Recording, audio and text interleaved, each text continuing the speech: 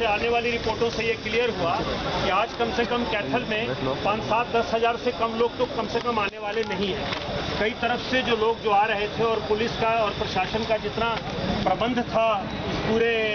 लोगों को आने को रोकने के लिए, वो लगभग पूरे शहर को उन्होंने एक किस्म से सील किया हुआ था। हम लोग तो वहाँ के एक साथी की मदद से एक जगह तक पहुँच पाए थे और काफ़ी कोशिशों के बाद करीब 1-1.5 हज़ार साथियों को तो हमने देखा एक जगह पर जब वो अपना एक शांतिपूर्ण प्रदर्शन कर रहे थे। हम लोग करीब शाम को 4 बजे तक हम 4 साथी वहाँ पे रहे, 2 साथी और एक अन्य संगठन की तरफ से गए थे। उस समय तक तो लग रहा था कि सब कुछ शांतिपूर्वक है और शायद अपनी डिमांड के साथ ये लोग आगे भी बैठे रह पाएंगे यहाँ पर। लेकिन वापस लौटते समय ही हमें रास्ते में टेलीफोन आ गया जब हम लोग पानीपत क्रॉस कर चुके थे कि वहाँ ज़बरदस्त लाठीचार्ज हुआ और वहाँ पर इतनी बुरी तरह लाठीचार्ज की, मतलब महिलाओं को खास तौर पे मैंने एक जो सबसे बड़ी बात जो उस दिन हमें जो इस बात से हमारा उत्साह भी बहुत बढ़ा था कि मजदूरों के परिवार बहुत आगे बढ़ चढ़कर उस प्रदर्शन में थे और खास तौर पे महिला साथी और उसमें बुजुर्ग महिलाएं काफ़ी संख्या में वहाँ पर थी और पुलिस की लाठीचार्ज में महिलाओं को ये काफ़ी जख्मी हुई हैं और वहाँ पर उस दिन उन्होंने लगभग 100 से ज़्यादा मजदूर साथियों को उन्होंने गिरफ्तार किया और उनके परिवार के लोग। एक तो ये घटना मैं आप लोगों के साथ शेयर करना चाहता था। PUDR की ये रिपोर्ट जो 18 जुलाई की घटना से बाद से लगभग 1 साल के घटनाक्रम के ऊपर जो जांच पड़ताल जो PUDR ने की है, उसके जो पॉइंट्स हैं मैं आपके सामने इसलिए नहीं बताना चाहता क्योंकि उसी से संबंधित सारी बातें यहाँ पर वक्ताओं की तरफ से और आप सब लोगों को पता है, आप लोग भी 1 साल से इस पूरे संघर्ष के साथ जुड़े हुए हैं। मैं PUDR की तरफ से डिमांड किया है और आप लोगों से अपील किया है, ये 2 चीज़ें आपके सामने रखना चाहूँगा। PUDR जो मांगे हैं PUDR की वो मैं आपके सामने रखता हूँ। सबसे पहली मांग ये है कि उन घटनाओं की एक स्वतंत्र और निष्पक्ष न्यायिक जांच शुरू की जानी चाहिए जिनके कारण अवनीश देव की मृत्यु हुई, क्योंकि मजदूरों के ऊपर इस बात को डाला जा रहा है, जबकि PUDR की फैक्ट फाइंडिंग ये समझती है कि मैनेजमेंट के अंदर की मिली भगत से ये सब हुआ है, इसमें मजदूरों का कोई वो नहीं है। क्योंकि एक जगह रिपोर्ट में आप देखेंगे कि बल्कि मजदूर जिस मैनेजमेंट के जिस व्यक्ति की ज़्यादा तारीफ में बातें किया करते थे वो अवनीश देव ही वो प्रबंधन का व्यक्ति है। तो जरूर इसके पीछे कोई साजिश मैनेजमेंट की तरफ से है। पहली डिमांड हमारी ये है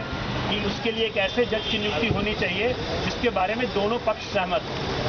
दूसरी डिमांड ये है कि हरियाणा पुलिस के अधिकारियों द्वारा 18 जुलाई की घटना की पुलिस जांच जो की गई है उसको कैंसिल किया जाना चाहिए, उसको निरस्त किया जाना चाहिए और एक नई जांच शुरू होनी चाहिए और यह जांच बाहर के किसी पुलिस अधिकारी से बने SIT के द्वारा होनी चाहिए। हमारी तीसरी डिमांड ये है कि 18 जुलाई की घटना में बाउंसरों ने जो मजदूरों के खिलाफ मैनेजमेंट के बाउंसरों ने जो किया है उसकी एक भूमिका की जाँच भी की जानी चाहिए। हमारी चौथी डिमांड ये है कि लोगों को गिरफ्तार करने के कानूनी निर्देशों का उल्लंघन करने वाले और गिरफ्तार लोगों और उनके परिवार के सदस्यों को यातना देने वाले हरियाणा पुलिस के अधिकारियों की पहचान की जानी चाहिए और उनके खिलाफ आपराधिक मुकदमा दर्ज किया जाना चाहिए। पांचवी डिमांड PUDR की तरफ से ये है कि इस हिंसक घटना में शामिल होने के सुनिश्चित प्रमाण न होने की स्थिति में सभी मजदूरों को फिर से काम पे बहाल किया जाना चाहिए। हमारी छठी डिमांड ये है कि श्रम विभाग की भूमिका की जांच होनी चाहिए और श्रम विभाग के दायित्वों को न पूरा करने वाले अधिकारियों के खिलाफ भी कार्रवाई की जानी चाहिए। हमारी सातवीं डिमांड ये है कि 18 जुलाई की घटना के कारण गिरफ्तार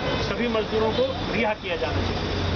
आठवीं डिमांड ये है कि मारुति में मजदूरों को अपना स्वतंत्र यूनियन होने के अधिकार को फिर से स्थापित किया जाना चाहिए। SSWU Maruti Suzuki workers union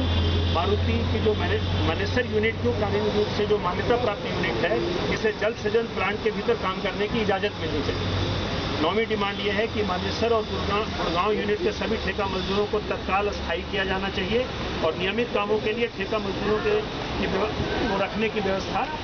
बंद की जानी चाहिए, मतलब उनको नियमित किया जाना चाहिए। 10वीं डिमांड यह है कि कानून में मजदूरों को जिन अधिकारों की गारंटी दी गई है उसमें मारुति में तत्काल प्रभाव से लागू किया जाना चाहिए। तो ये हमारे PUDR की रिपोर्ट की तरफ से डिमांड है। हिंदी रिपोर्ट आने में 3-4 दिन लगी है। अंतिम अपील सिर्फ साथियों से ये करना चाहता हूँ कि जो 19 तारीख को कैथल में जो घटना जो हुई है उसके बाद से जिन गलत धाराओं के साथ जो मजदूरों को जो गिरफ्तार किया गया है, वहाँ पे वकीलों के 2-3 वकीलों की एक यूनिट जो है वो लगातार उस दिन से इस काम पे वहाँ लगी हुई है। हमारे पास रिपोर्ट ये है कि इस काम में जो बहुत मैंने एक मजदूर से 50-50 हज़ार 40-40 हज़ार की गारंटी जो डिमांड की जा रही है बेल के लिए, उसके लिए भी उनके परिवार वालों को बहुत दिक्कत हो रही है। एक तो में जो मदद की जानी चाहिए वो वहाँ के साथी लोग भी कुछ कर रहे हैं, यहाँ के भी साथी लोग जो मदद कर सकें वो करें। लेकिन जो टोटल खर्च जो वहाँ पे जो आया है, हमें कल तक जो रिपोर्ट आई है कि करीब 45,000 रुपये का खर्च है। हम लोग PUDR की तरफ से फंड कलेक्शन कर रहे हैं। हम सभी संगठन साथियों से यहाँ पर ये बोलेंगे, व्यक्तिगत साथियों से भी और